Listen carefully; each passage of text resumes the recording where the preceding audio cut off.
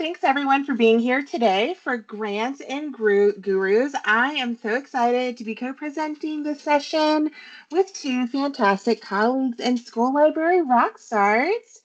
Today, the co-presenters are Michelle and Jess. I'm going to go ahead and turn this over to Michelle so that she can introduce herself. Welcome, everybody. I am Michelle McNeil, and I am coming to you today from the capacity of the NC SLAMA Disaster Relief Grant Co-Chair. However, my title is I'm in Johnston County. I'm the Executive Director of Instructional Technology. So. All right. Thanks, Michelle. Now over to Jess. Hi, my name is Jessica Esposito, and I am obviously untitled. I forgot to fill that out. But I am a school library media coordinator for Catawba County Schools. Thanks, Jess. I just noticed that. I know, me too. All right, y'all. And I'm Sabrina Steigleman, School Connectivity Coordinator at NCDPI. Prior to this, I worked in Cumberland County Schools, where one of my primary roles was a grants and programs coordinator. So excited to guide you today through our conversation. So here's how we'll flow through our session. Michelle's going to kick us off with some steps to success. She's going to walk you through how to find and plan grants effectively, give some tips from her perspective. Then we're going to hand it over to Jess. He's going to share hacks and secrets from her experience writing and winning grants. And then I'll wrap everything up by zooming out to a bigger picture. We'll talk about why alignment, sustainability, and collaboration matter just as much as the grant itself. So, like I said, to get us started, we're going to go through steps to success with Michelle.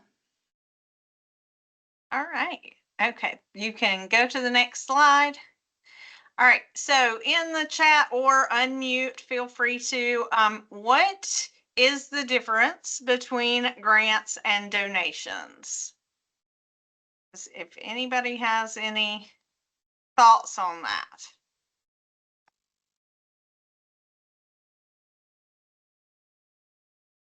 Grants versus donations. Yeah. Looking for somebody's typing. Yay, bubbles are going. Yes. You apply for grants. Yeah. Mm-hmm. There's usually some sort of process.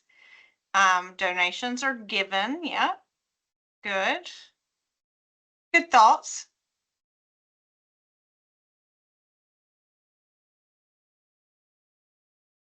I feel like we need to play some Jeopardy music here.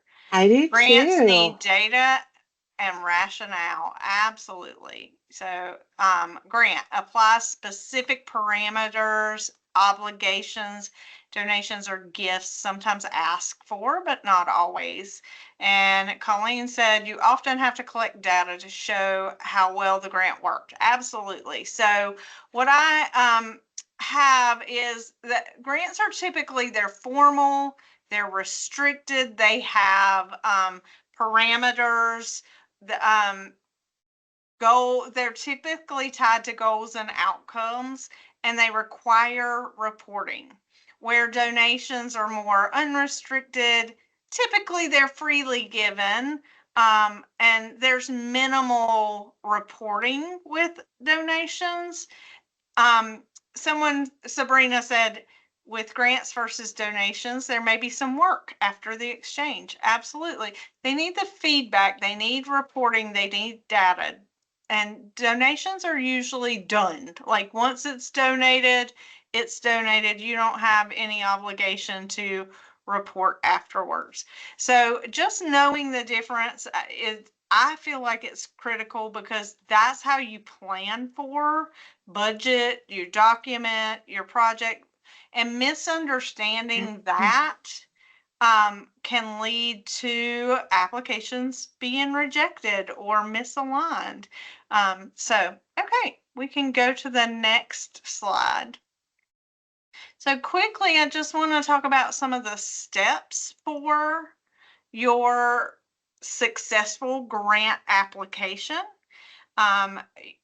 Researching and aligning, identifying the grants that match your needs and your mission.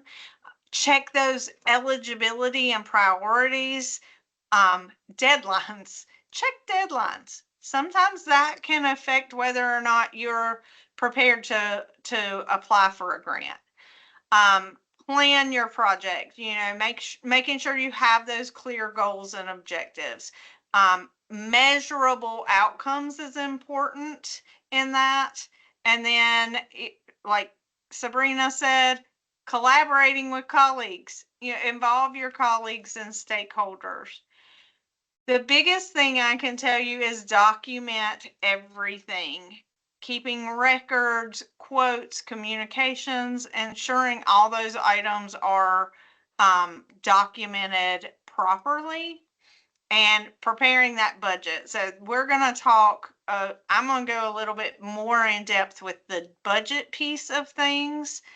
Follow those guidelines and those formats. Some of them will have a word limit, and if you go over that, they're not reading anything past that word limit, so it's redacted or blacked out or whatever. So everything you write after that is irrelevant to the grant application. And then making sure you proofread and review. I think a lot of grants have gotten denied because of errors in that area.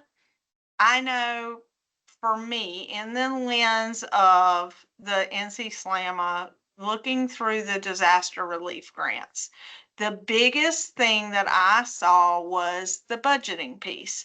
And that is when I approached Molly with this, this idea, because I felt that it was so important to explain the importance and explain what a grant looks like. So budgeting, you have to have formal quotes.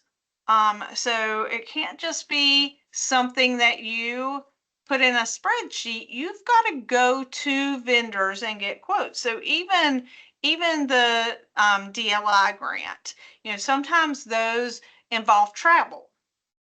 You would want to put in documentation of what those state travel rates are if you're doing the budgeting. Have documentation to back every dollar amount that you're putting in that budget.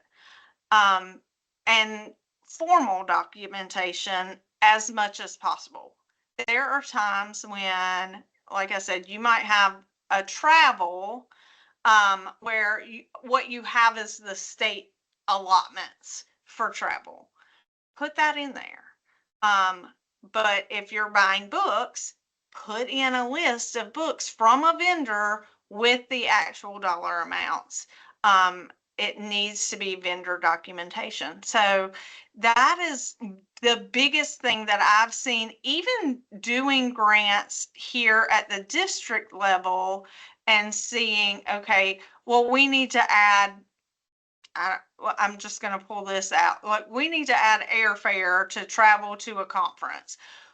Well, airfare is about $500. No, look it up and have a screenshot of what that cost is. And so those are the things that I would say can make or break your grant when it comes to the budget piece. Now, sometimes it doesn't have to be exact. If the grant is a specific dollar amount, let's say the grant is a $10,000 grant. If your budget is slightly higher than that, that's fine. But you don't want it to be lower than what you're asking for. Your documentation needs to be the dollar amount you're asking for, or like I said, let's say it's a $10,000 award. You could do $10,002. You're only going to get the 10,000. Does that make sense? Okay. And just again, making sure, go ahead. I think somebody was going to say something there. And break those expenses down clearly for transparency. Don't lump everything into one. PD is X amount. You want to break it down line by line, or your books. For this particular one that we were talking about, it was mainly books that you were replacing within this grant, but you want to break it down line by line and ensure that those totals reconcile. Check and double check those totals. So those were the biggest things that I have seen working in trying to submit grants myself, or working with others on grants, and through the process of reviewing grants, is you needing those estimates that are formal quotes, not just a number put in a spreadsheet. Budgets not matching, omitting costs. Make sure you've got your shipping, your taxes, your processing, whatever it is on there, include those.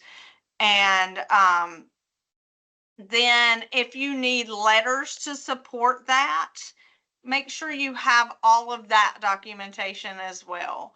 Sometimes you'll need a letter of support or some sort of prior success evidence, something like that.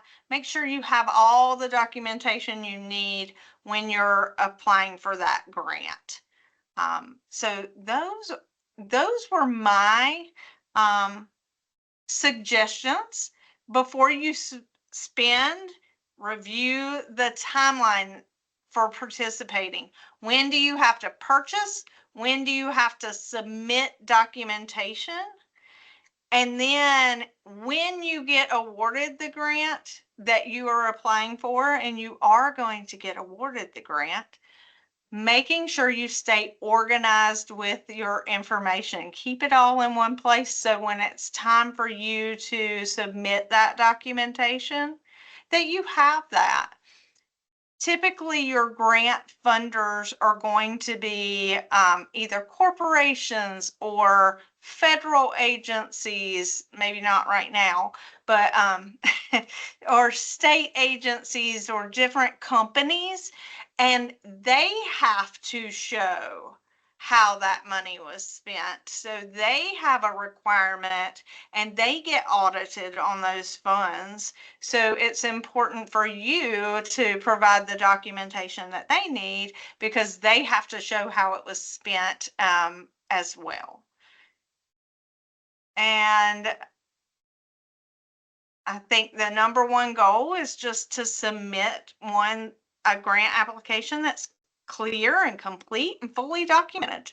Avoid those common mistakes, and you've got a good grant going. So, all right. So next up, I believe, is Jessica. Yeah, I just wanted to jump in really quick because I love how thoroughly you described the budget, since it is so important to have a very, like when she says break it down, like multiply, like let them see the math sometimes on those sheets. That's important. I know like with like federal grants, they want to see you break down so they see your work. You got to show your work like it's in math class. But also like get another set of eyes on it, a bookkeeper, or maybe if you're in a smaller district or at a district level, somebody from finance. Some surprises that came up for me with a few of the larger grants that I've worked with is something called indirect cost, which is something that a district may actually have to take off the top. I believe the way it was explained to me is like, you don't think about the light bill. Like if you're doing an after school activity, you've got to take in that indirect cost, like the it's kind of like those things that you don't think about, the lights that are on, the energy that's being used after school. So some districts have a calculation for that. That's something you may want to ask your finance or bookkeeper about. And then another one that came to mind was if you are aiming high and you are looking to write a large grant that's going to fill a position, you'll definitely want to get somebody from finance because it is not easy to calculate all of the fringe benefit things. So that's just another, the budget can get real wild and crazy. So maybe getting some of those experts in there to put eyes on it with you. All right. Now we're going to move on over to Jess for her hacks and secrets.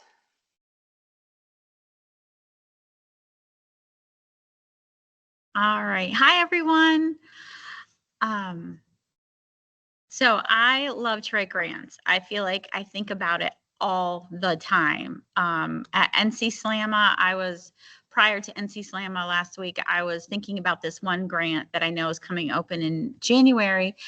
And I kept tossing around different ideas and talking to different teachers. And then at NC Slamma, I had like and then literally on Saturday, the day after, when I was home vacuuming, no joke, I was vacuuming my carpet and my brain just started popping and it was like fireworks were going off. So that leads into my first thing I talk about is the 4 C's: communication, collaboration, critical thinking, and creativity. That is where I start with everything, is the creativity piece. That I start with the creativity piece, then I go to collaboration, and then everything from there just kind of flows. So when I'm thinking about grants, that's just where it starts for me. Not everyone thinks like I do, but that's me.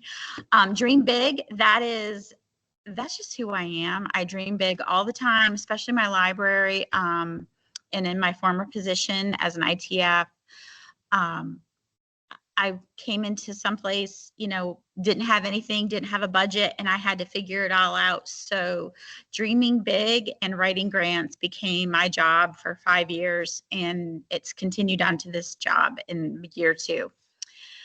The other thing I do is wants and needs assessment. What do I want, but also what do my teachers want and what do my students need?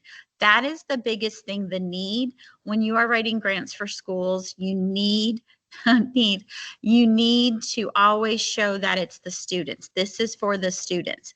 Because of this grant, our students will be able to, and sometimes you literally need to write, my students will be able to do this with this grant. Finding grants, I do have links in my other what we're going to link out to, but internet searches and word of mouth. I talk to anybody and everybody when it comes to the minute I hear grant, my ears perk up and I'm like, all right, there's money. Where's money? Who has money? That is just literally.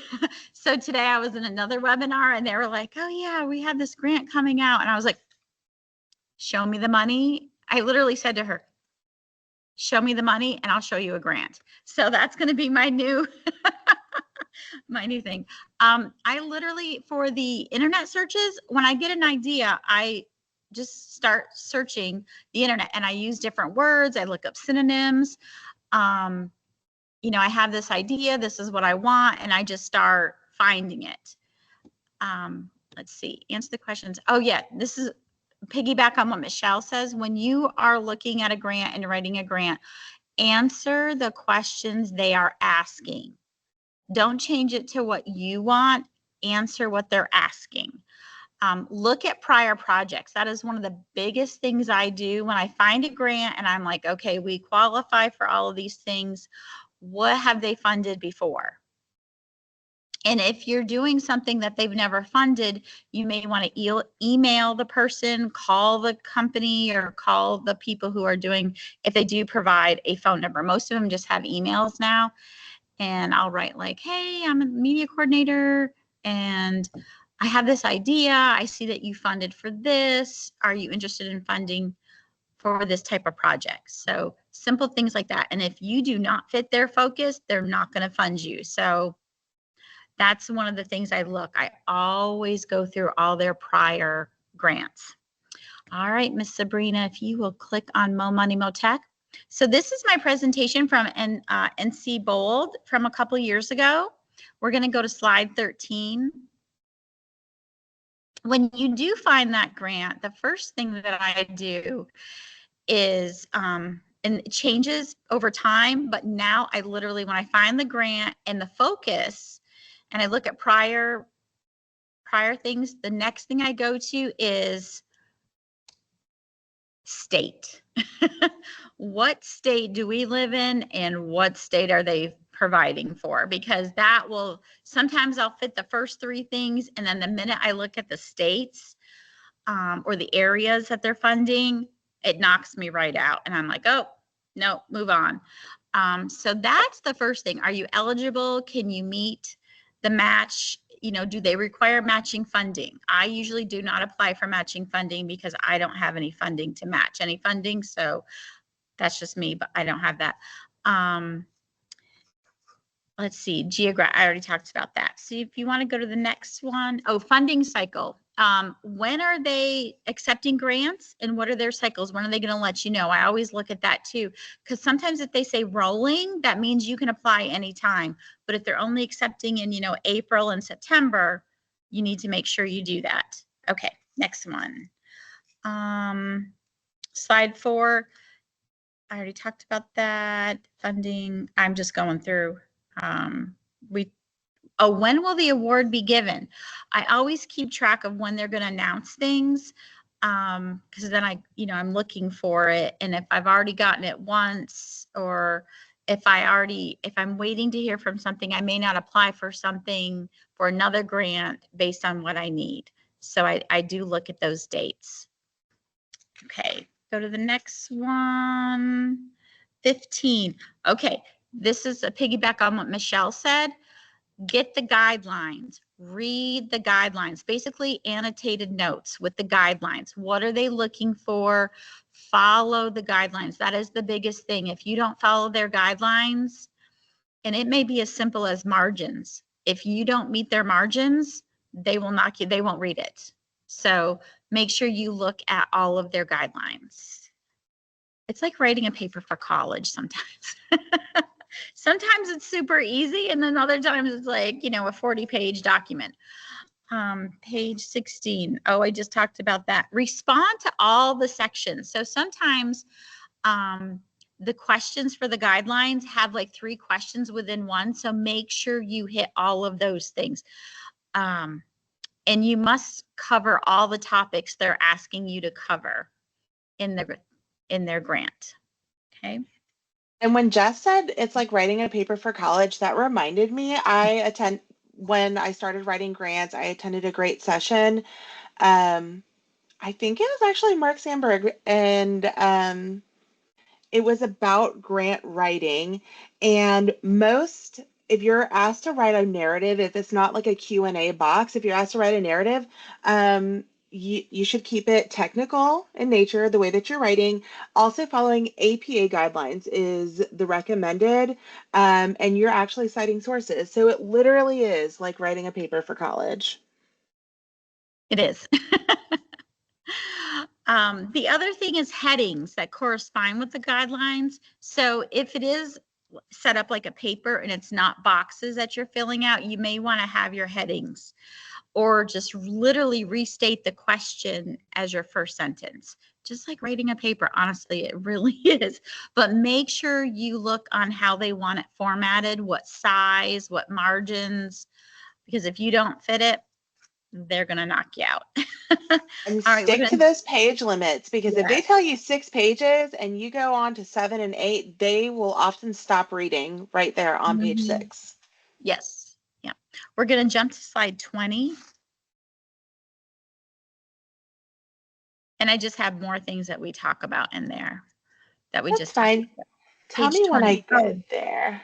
It's the creative title and theme. Okay, this is my favorite part, guys.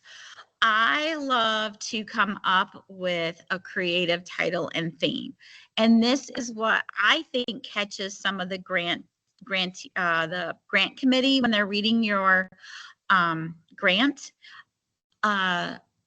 Play up the words. Cozy up with the classics, coding with the classics. We're the pirates, our school. So I come up with a lot of pirate things like code the high seas or sail the high seas with coding. Yes, alliteration. Thank you. Definitely come up with those catchy titles, catchy themes. And it should convey what the grant is about. You don't want a catchy title and then have your grant be completely something different. So definitely play on those words and bounce your ideas off people like, hey, what do you think about this? If you were to hear this or read this.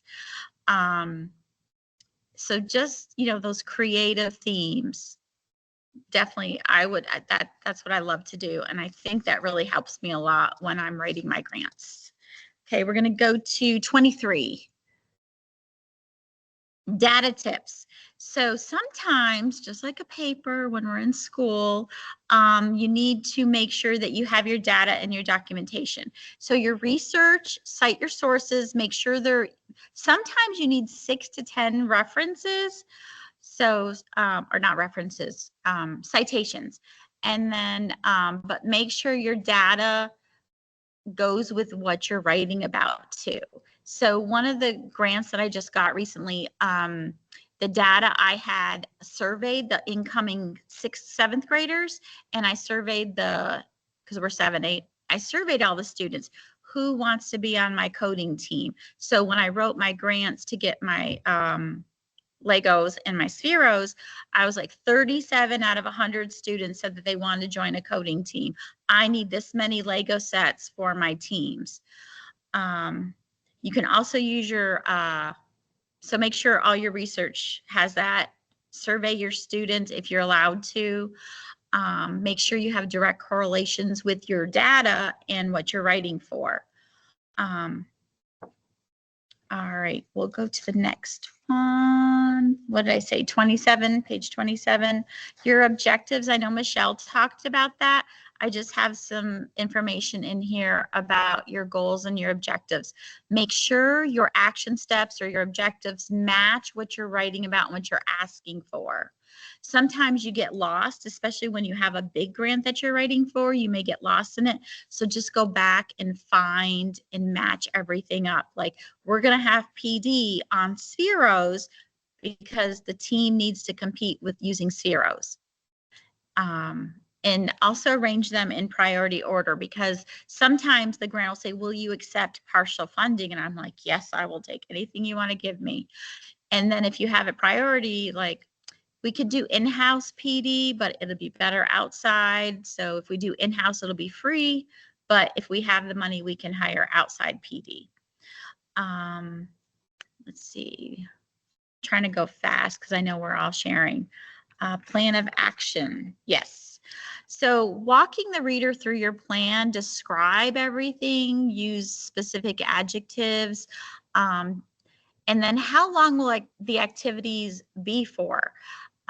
Who's going to be there, what, where, when, how long, all for the students. You want to make sure this is for the students. This is what they're asking for. Make sure, don't say, oh, I need da, da, da, da, da. No, your students need this, so you can do this with them. Okay.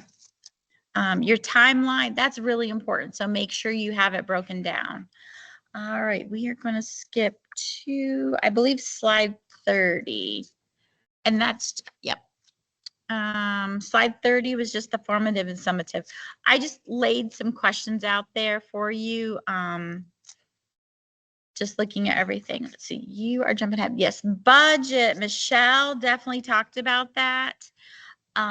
Yes, we have the more money. Yeah, that's the one we're on. Yeah, the budget. Yes, more money, right? Make sure, just like what Michelle said, make sure you get quotes from everybody. Like, I know the guy from one of the coding places, Sean, he emails me all the time. Did you get this grant? Did you get this grant? They know this. They know I've already asked for like so many quotes, and they'll follow up with you. But make sure your budget matches everything. I can't tell you that. I know Michelle talked about a lot, but have everything match. That is the biggest thing. Get quotes, take pictures of it, use it in the appendix. Did I say, no, not appendix. That's so funny. I just said that. But anyway, add that at the end, and make sure you have pictures of all of your quotes. That's the biggest thing. And when you're talking to vendors, sometimes you need to ask them for like 2 or 3 quotes, especially if you're asking for partial funding or you're willing to do partial funding. Okay, next one, thank you notes. Anytime someone says, hey, you got this grant, I immediately write them a thank you email, especially if it comes in through email. I literally turn around and I CC my principal and I write them a thank you note immediately within the hour of that email, of reading the email. Let's see, my principal, he also writes personal thank you notes to anyone who awards us money. And that is a huge thing, and that builds relationships. And then sometimes if they do want pictures and drawings from students, make sure you get information or permissions from parents. Okay, what you're probably wanting, am I out of time, Sabrina? I can stop talking. No, you're good. You're good. Okay, I want to go over, I have on slide 33, 34, and 35 are my last 3 slides I was going to talk about. I have in here links, and when I did this presentation for NC Bold, I went through the links, but I'll just go over them with you. They are there for you. This first one is all grant writing resources. I researched and found places that all these articles and presentations from people have given me permission to put them in this presentation. So these are links to those federal grants. Now I know things are changing, but I will say a couple years ago, you were able to request copies of federal grants. So if you don't know how to write a federal grant under the Freedom of Information Act, you can request copies of grants that they have funded. It usually takes 6 to 8 weeks to get those. And so over the past couple of years, I've been able to get 5 of them and able to read them. And that really helped me hone in my grant writing skills by reading award-winning grants. So that's a really good tip that I learned about. And the only reason why I learned about that is because I actually called them, well, it'd be 7 years ago. I called the federal government grant office, and this woman, so sweet. She talked to me for almost an hour about a grant that I was trying to apply for. And she's the one that told me, she goes, you know, under the Freedom of Information Act, you can get copies of these grants. I was like, what? So that is one of my best tips and tricks that I learned. All right, so there's that page. We're going to go to the next one. So I love this next one. Show me the money. So the next 2 pages are links to different grants that you can look for or apply for. So I will tell you, the Bright Ideas grants, I have applied for that year after year after year, and I've never won. Well, guess what? I found out Tuesday that I won. Yes, I finally got it. Whoa, whoa. I mean, I applied for that. I can't tell you how many times. So I'm so excited. So I did. Thank you. Thank you. Yeah, so I get to get some Legos coding Lego Spike Primes for my students for my coding club. So and it's all for the kids. It was not for me. It was for them. So I'm really excited. Donors Choose, I do keep that one usually under $300. And when they come out with their matching funds is when I like shout it out on Facebook, like, hey, anyone, you know, like to fund this for my students. And I only need this much money, and here's the code for the 50-50 match. So I always have something out on Donors Choose because they always have special surprises. Like Stephen Colbert one time, he offered to honor his mother. He funded every single Donors Choose one time. And I was like, you know, so those random things happen.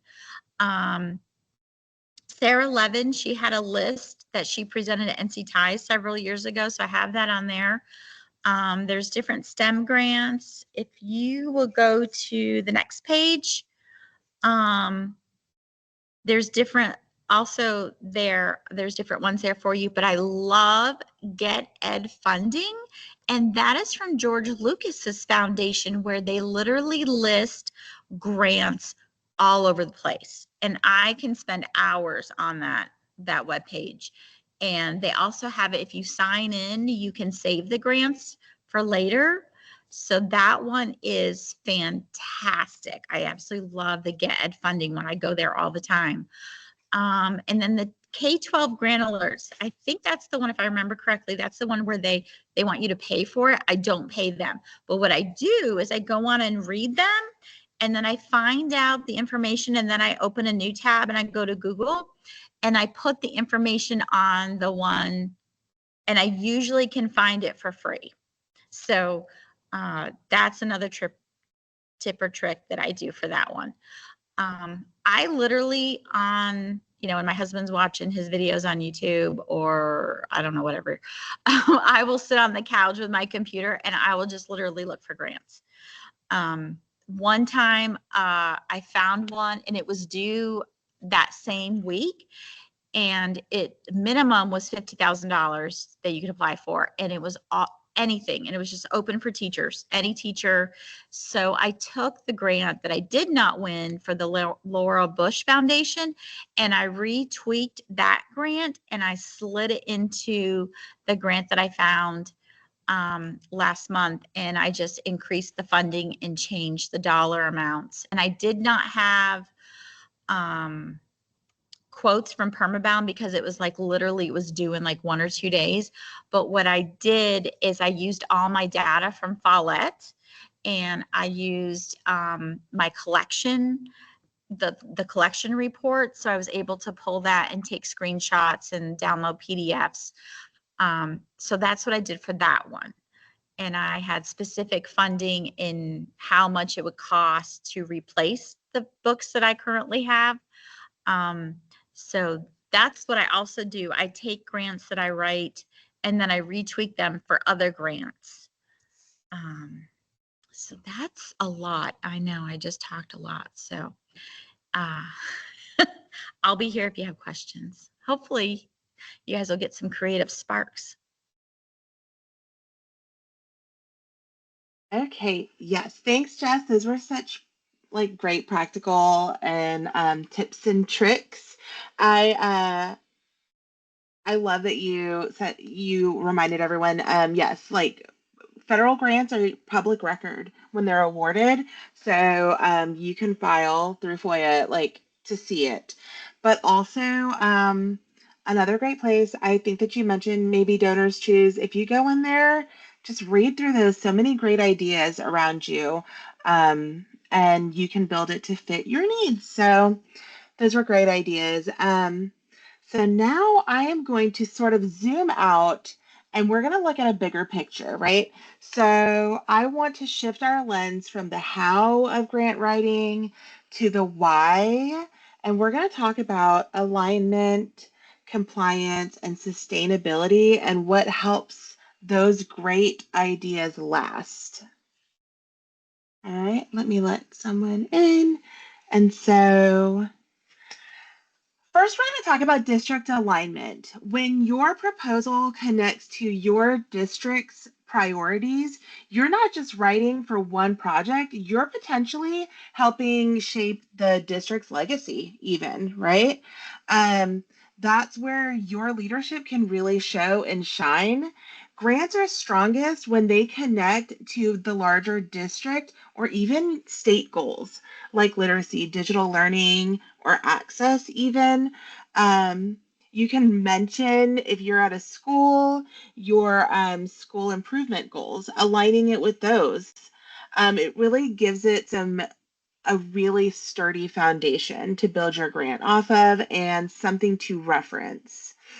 An example would be like writing a grant that supports digital learning and aligning it with your district's technology initiatives. And then maybe even further, aligning it with North Carolina's initiatives so that you have two very strong foundations.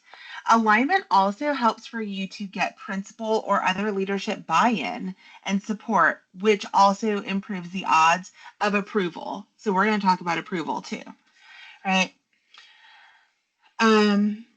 Basically, don't just think about writing a grant, think about shaping a legacy.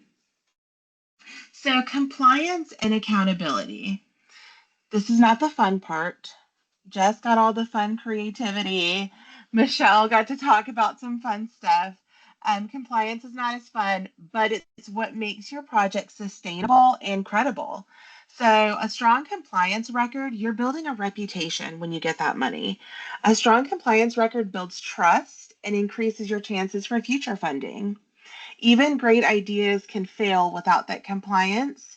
You need to make sure that you familiarize yourself with purchasing rules, making sure budget alignment is there, you're meeting documentation requirements. If you're at a school, your bookkeeper may be your best friend with this piece, right? And like I said earlier, if you're at a district level, finance may want to be tapped in. Always loop in your principal or direct supervisor. Depending on the size of the award and your board policies, even, it may be necessary to bring in or to have that approval to bring in finance or federal programs if that is a department in your district. And if you do have to bring them in sooner rather than later. Because if there is an approval process, like for larger awards, they're going to ask for assurance documents. Sometimes these assurance documents, for example, would need, if it's a grant that says needs to have a superintendent approval, the superintendent typically doesn't just look at it and sign it. It'll have to go through a legal department for review. So thinking about like all of the people that need to get involved from the beginning, and also aligning it with your district's board policies. So every district has a different board policy. I have linked here the board policy for the district that I used to work in.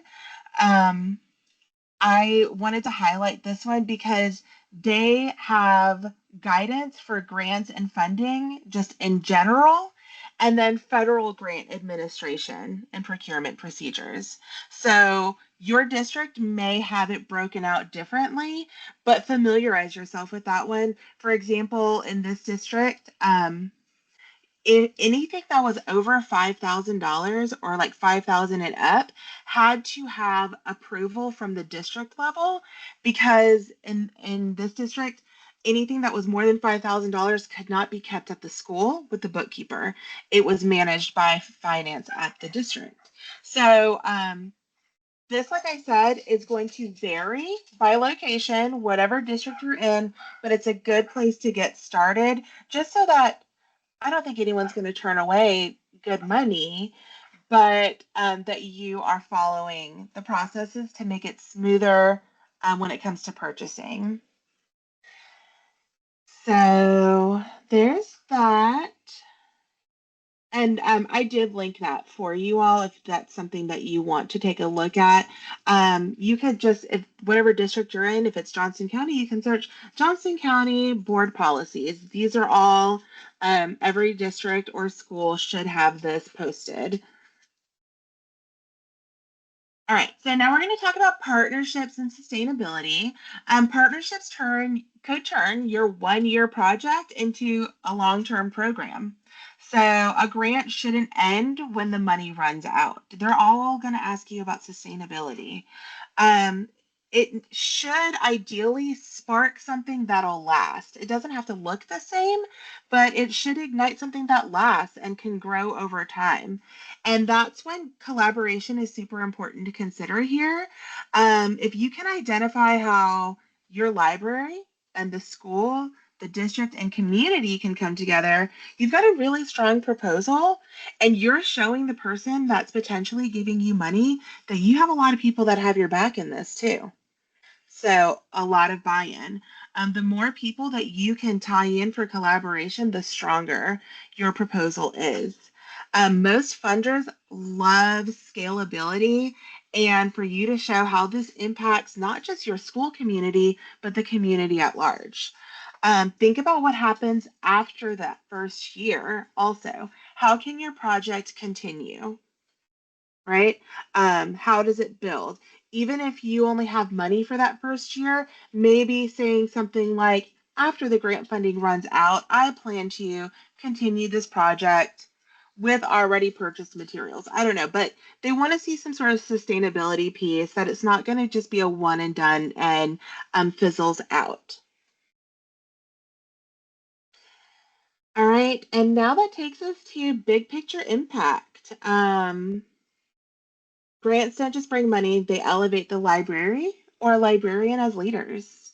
So you can show and advocate for your library that it's not just a resource center, you're an innovation hub. Grants aren't just about funding, they are going to elevate your visibility and your leadership. Success stories build credibility and open doors to larger initiatives. Your grant can help redefine how your district and community views the library's role in innovation. And I think that it's important here to like brag on yourself a little bit, right? If you win this and following your rules in your school or district, share it out. I think that it is good for the funders. It's good advertisement for them. Also, it's good advertisement for you because, you know, you can just say, like, I won this grant and this is what it's going to do. Share it out on social media. People, you might be building a network, right? Um, so don't just think about writing that grant, think about shaping your district's priorities, your legacy, really just promoting yourself and your library as a leader. And at this time, if you feel sort of inclined to share after hearing just beginning to end in 47 minutes, drop in the chat what's one way your next grant could align to your school or district goals, or one idea you might have.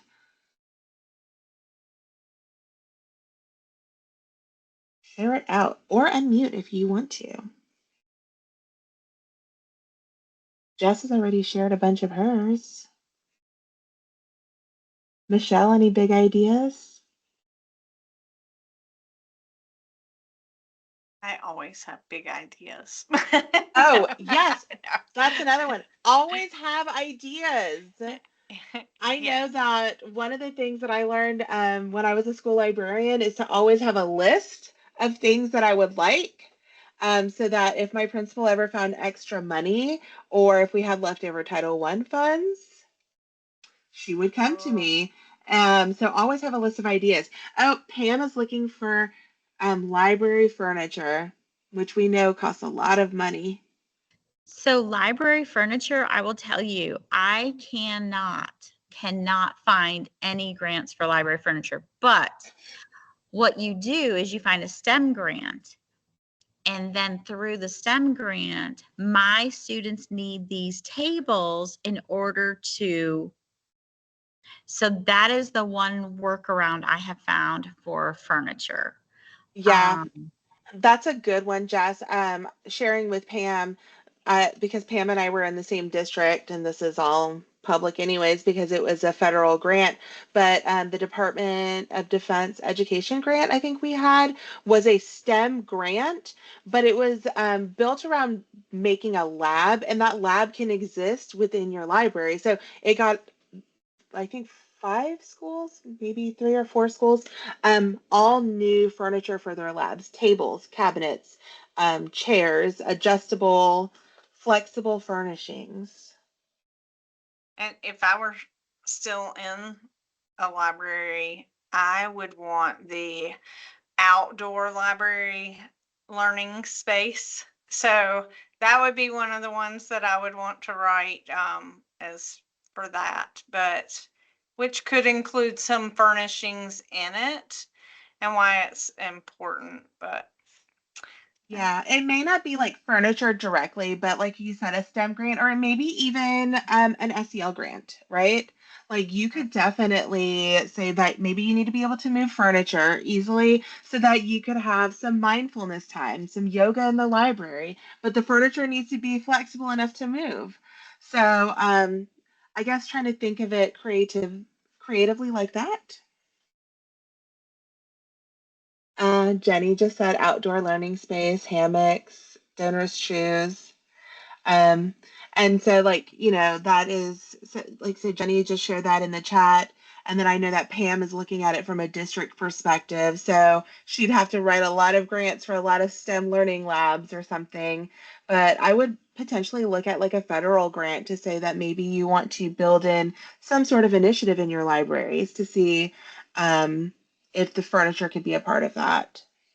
On slide 34, the NC Environmental Education, there are outdoor grants on one of those links. And then also the sometimes Lowe's and Home Depot, they open up like hometown grants, or if you're within certain mileage of either Lowe's or Home Depot, you can get furniture from them. So that might be something else but you'd have to order from the furniture. If I remember correctly, it was several years ago that I did get that one. We were able to get furniture for a room in the library, but all the furniture had to come from them. Burroughs Welcome is someone that I would look at following. They have in the past, I haven't looked recently, had STEM specific grants. They're big funders. They, I believe, I hope I'm not speaking incorrectly, that they may sponsor like the Principals of the Year, maybe, or Teachers of the Year, something like that. Some of the years. They're very involved in public schools, and that's a good place that I would look. Um, Golden Leaf, I think Jess had them linked also. That's also another big funder in North Carolina. Okay, so Sorry. Go ahead. I love that Jenny mentioned in the chat. I don't love that what she had to mention, but I love that she mentioned in the chat that she had gotten the hammocks from Donors Choose, but found out the hard way that the district wouldn't install them because they weren't purchased from a district approved vendor. And then Pam said, make sure you go through safety as well. So, just like we talked about earlier, knowing those policies and things within your county and knowing who to talk to, what you need to know. Sometimes that is probably the hardest lesson with that. And so learn it from someone else that's already been through that instead of you having to go through that. So Jenny, I'm sorry that you had to go through that, but that was a good thing that we could share. It's a good example. Experience. Yes, absolutely. It's a very good example. I just going to share a few other things, I guess. Like furniture was always one that I ran into. I learned also kind of a hard way in my library that our safety or person would evaluate like, is this furniture safe? And I was like, like that's kind of like heartbreaking to you, and you feel a little bit like, they dipped in your bucket a little bit when they tell you that. But I later, saw a teacher actually purchase, what is it? Like those little, oh my gosh, words escape me right now. Stools, some small stools from Five Below, and bent. Like the four legs just come out from right underneath them. And so like those things are in place for a reason. I hate that has to happen, but yeah, just think about all of those safety factors. You'll definitely run across things. Funny enough, PetSmart had a grant and I got some fish in my library, but since then I think that policies may have changed about animals also. So, just there's a lot to be aware of. You won't know it all, but you'll definitely learn it over time. Okay, so to recap, successful grants start with strong planning, creative ideas. They can thrive through alignment, accountability, and sustainability. We hope that at some point today that we sparked ideas that you can take back to your schools and districts. Again, remember, you're not just writing grants, you are building momentum for your library's future or your classroom's future. Whoever is joining us in this chat, your space and circle of influence. Um, I would like to just go ahead and reshare who we are, where you can find us. Please reach out at any time. I do have my email linked here, but if you're, are wanting to get Michelle or Jess, just hit me up and I can connect you with them. Please take a minute to complete our feedback form so we know how we can best serve you moving forward. And I would love to just highlight if you are awarded a grant, if you were inspired, just let us know so we can just sort of shout you out. Absolutely. All right.